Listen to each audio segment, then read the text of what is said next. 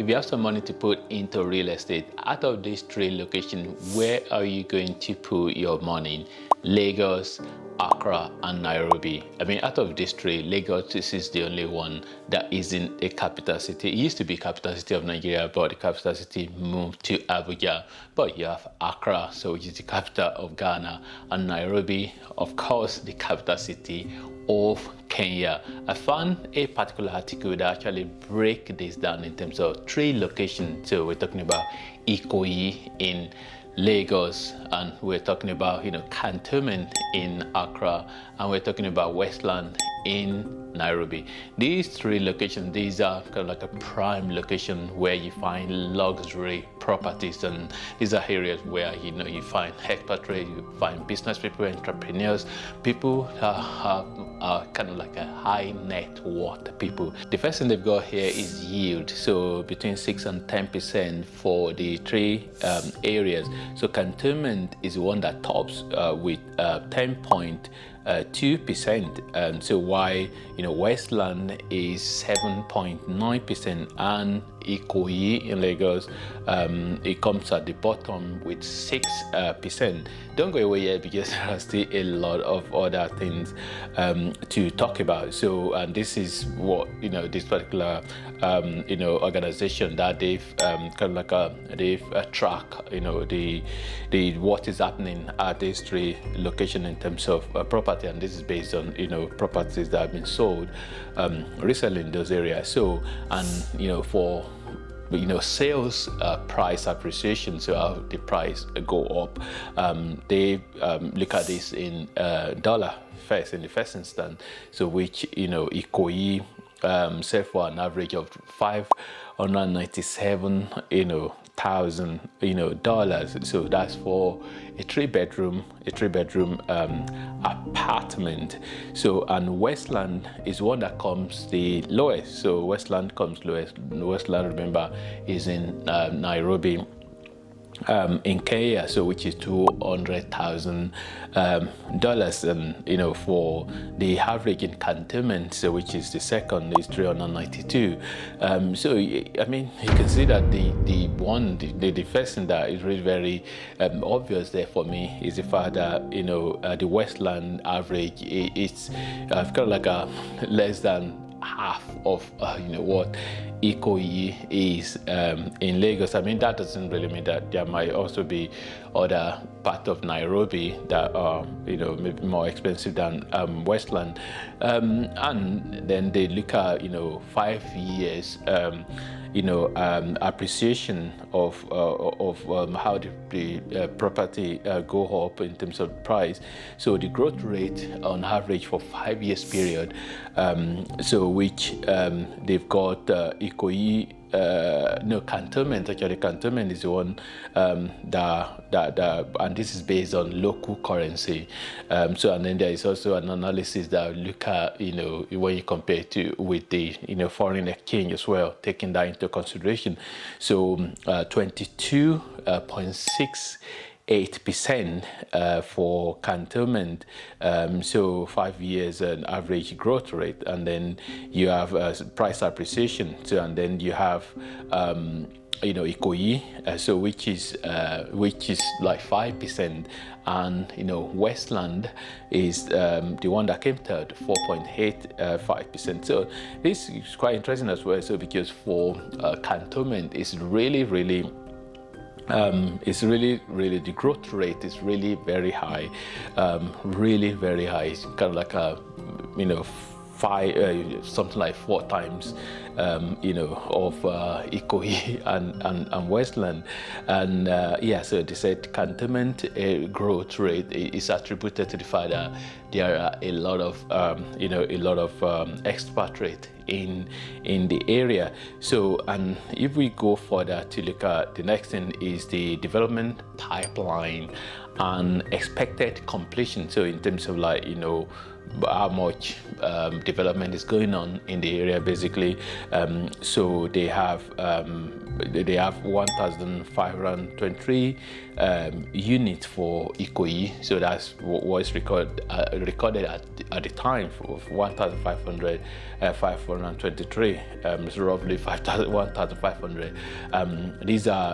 This comprises a lot of high-rise development. This new apartments that go on and are being constructed on the high-rise building. And then you have Westlands, which in the pipeline they have in stock 886 unit, and Cantonment, which is the last one, is 224. So which you can see the Ikoyi one is really a lot, and again, so that is attributed. That is mainly because there are a lot of apartment high-rise building that's being constructed. So which high-rise, it enable you to be able to make use of the land to be able to have more, really. And in terms of the percentage of the total stock, so Ikoyi ranks highest, of course, and then representing over 20% in its total stock. So which Westland comes second, and Cantonment comes last. Cantonment is not, in terms of percentage, not far from Westland. The next analysis they do have is land appreciation, so which that is very important as well, and I really like the way they've used a 5 years period. So Westland in Nairobi is the one that comes last, the 1.48%, so which is like roughly 1.5%, and this is based on local currency. And then the next one is Cantonment. It's still over the same 5-year period, and this is all based on a local currency, and which they also convert that to a dollar in terms of per square meter. And so you can see the Cantonment definitely is much massively higher than that of Westland in terms of land appreciation. So which Ikoyi in Lagos is not far from Cantonment in terms of the appreciation. The price per kilometer square for the three locations that they put there is all based on the local currency, and when you then convert that to dollar, then the difference actually in terms of like the price per kilometer square for Westland and Cantonment is not that much. The difference is not that much. Very tiny difference. In terms of Ikoyi then significantly more than both Westland and Cantonment. Something they do have is foreign exchange stability, which is very important as well, because foreign exchange is up and down, and the way they've actually done this as well is really very interesting, because they look at for example, Cantonment, so 2-bed, and for a period of 1 year, so it's significantly gone up like 35%. That's really massive. But when you then compare, put foreign exchange into consideration, actually, it's not really. It's even actually a minus a decrease in terms of like the difference is a decrease.